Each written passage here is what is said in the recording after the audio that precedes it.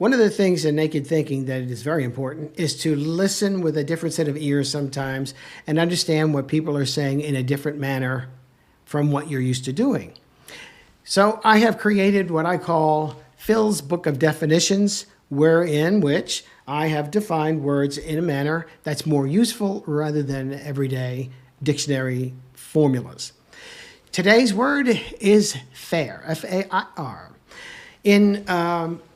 In many of the presentations that I've done, leadership training and conflict resolution and stuff like that, one of the things that I have done is at the front of the room on an easel board, I will put a circle with a line through it.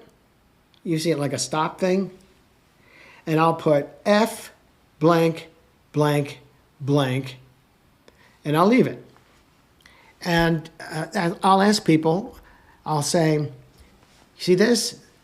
This is that F word you should never use in public. Can anyone tell me what it is?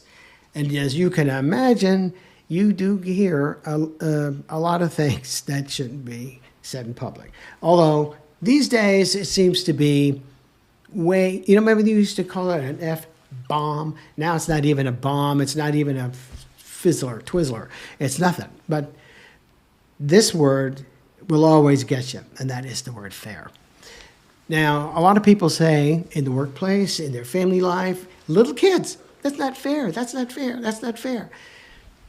I have always believed, and I have said this to managers in consultation work with whatever it is, I've said, this word fair will get you in trouble. If you use it and say, well, I just think it's fair that. Say, okay, you just told us, you just unsaid what you really meant to say. I just think it's fair that. You think it's fair that.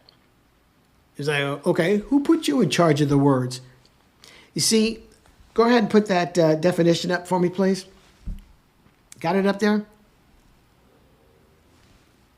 You see that? There isn't anything there. Why?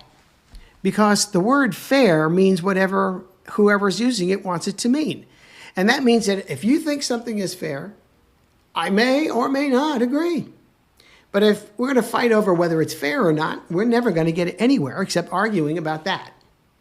So the point here is when you understand, go ahead and take that down, please. When you understand the full impact of certain words like fair as being whatever the intended meaning was, then what you can do is go around that and try to understand what the person using the word is trying to get at. For example, if somebody said, I just think that that's not fair. So what is it about it that leads you to think of it as not fair? I'm not going to argue with you about whether it is or it is not fair. Why? Because there is no such thing as fair. It's only what we agreed to. Well, I mean, look at baseball. You hit a ball, it goes, you say, okay, that's a fair ball. You say that's a foul ball. Fair ball, foul ball. And why? Because in their definition, they said what a fair ball is. You have rules. And you say, okay, you cheated the rules.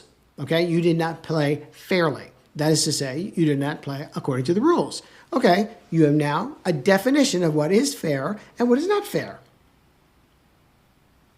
But when you're just talking to people and something happens, or you get 2 cookies and I only get 1 cookie,